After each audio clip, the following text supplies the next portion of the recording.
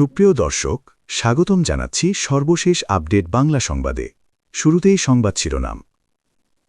শুরুতেই জানিয়ে দেব ভারতের সমীকরণের অঙ্ক, বিএনপি ক্ষমতার মূল রহস্য। বিস্তারিত থাকছে প্রতিবেদনে।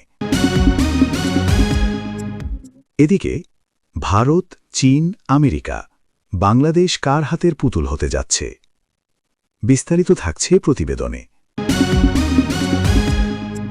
আরও জানিয়ে দেব তারেক প্রধানমন্ত্রী হতেই কি অপেক্ষা করছে রাষ্ট্রপতি চুপ্পুর ভাগ্যে? বিস্তারিত থাকছে প্রতিবেদনে।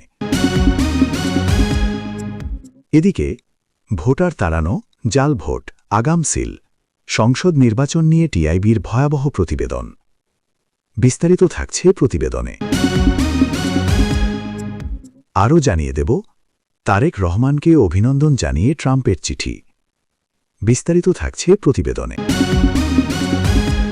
এবং সর্বশেষ জানিয়ে দেব এই রমজানেই চালু হচ্ছে ফ্যামিলি কার্ড। বিস্তারিত থাকছে প্রতিবেদনে। এতক্ষণ শুনছিলেন সংবাদ শিরোনাম, এবারে বিস্তারিত। তার আগে ভিডিওটি ভালো লাগলে এবং সর্বশেষ আপডেট পেতে চ্যানেলটি সাবস্ক্রাইব করুন। ধন্যবাদ।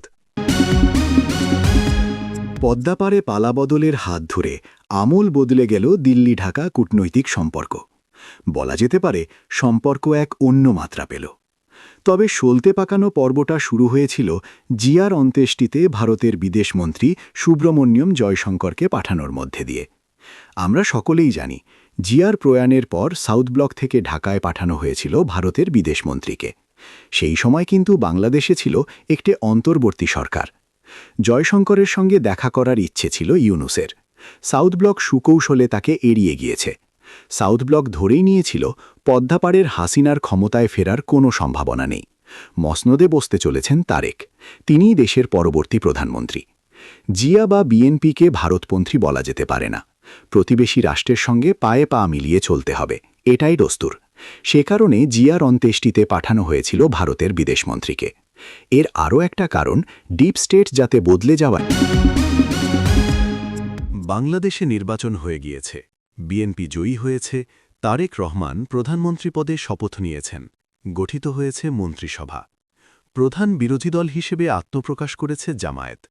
সাতাচোখে বিষয়গুলি দেখলে কিছুটা হলেও স্বাভাবিক ঘটনা বলে মনে হবে, কিন্তু রাজনৈতিক দৃষ্টিভঙ্গিতে এটা একেবারে সাদা নয়, বরং বর্ণিল। সাম্প্রতিক সময়ে বাংলাদেশকে কে নিয়ন্ত্রণ করবে, এই নিয়ে তিনটি বৃহৎ রাষ্ট্র ভারত, চীন এবং আমেরিকার মধ্যে শুরু হয়েছে এক অদৃশ্য ক্ষমতার খেলা। বাংলাদেশ আকার আয়তনে ভারতের মতো বৃহৎ রাষ্ট্র নয়, কিন্তু ভূরাজনৈতিক দিক থেকে দেশটি গুরুত্ব অপরিসীম। দক্ষিণ এশিয়ার মানচিত্রে বাংলাদেশ নিছক একটি রাষ্ট্র নয়, বঙ্গোপসাগরের প্রবেশদ্বার। ভারতের চিকেন নেক বা শিলিগুড়ি করিডোরের নিরাপত্তা বলয়ে অবস্থিত একটি দেশ, এবং ইন্দো প্যাসিফিক স্ট্র্যাটেজিক কৌশলে বাংলাদেশ একটি গুরুত্বপূর্ণ অংশ। গত কয়েক মাসে বাংলাদেশের রাজনৈতিক ঘটনাপ্রবাহের আন্তর্জাতিক মহল সুতীক্ষ্ণ নজর রেখেছিল। কোনো শক্তি ভেবেছিল এবং সম্প্রতি অনুষ্ঠিত ত্রয়োদশ জাতীয় সংসদ নির্বাচন নিয়ে গুরুতর ও উদ্বেগজনক তথ্য প্রকাশ করেছে ট্রান্সপারেন্সি ইন্টারন্যাশনাল বাংলাদেশ, টিআইবি। সংস্থাটির পর্যবেক্ষণে উঠে এসেছে নির্বাচনে অংশগ্রহণকারী প্রায় ৯৯% প্রার্থী কোনো না কোনোভাবে নির্বাচনী আচরণবিধি লঙ্ঘন করেছেন। একই সঙ্গে নির্বাচন কমিশন, প্রশাসন এবং আইনশৃঙ্খলা রক্ষাকারী বাহিনীর ভূমিকাও প্রশ্নবিদ্ধ বলে উল্লেখ করেছে সংস্থাটি। ত্রয়োদশ জাতীয় সংসদ নির্বাচন প্রক্রিয়া ও হলফনামা ভিত্তিক পর্যবেক্ষণ শীর্ষক প্রতিবেদনে টিআইবি জানায়, দৈবচয়নের ভিত্তিতে ৭০টি সংসদীয় আসনে নির্বাচন পর্যবেক্ষণ করা হয়। এই ৭০টি আসনের মধ্যে প্রায় ৪০% আসনে গুরুতর অনিয়ম লক্ষ্য করা গেছে বলে প্রতিবেদনে উল্লেখ করা হয়। টিআইবি স্পষ্ট করেছে, এটি মোট ৩০০ আসনের ৪০% নয়, বরং পর্যবেক্ষণ করা ৭০ আসনের মধ্যকার হিসাব।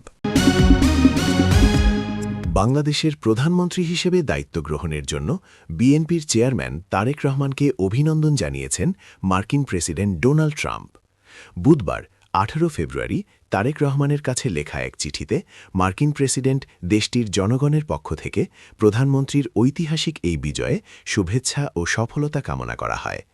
চিঠিতে বলা হয়, যুক্তরাষ্ট্র ও বাংলাদেশের অংশীদারিত্ব, পারস্পরিক সম্মান এবং একটি মুক্ত ও উন্মুক্ত ইন্দো প্যাসিফিক অঞ্চলে শক্তিশালী ও সার্বভৌম রাষ্ট্রগুলোর সমৃদ্ধি নিশ্চিত করার যৌথ স্বার্থের ভিত্তিতে গড়ে উঠেছে।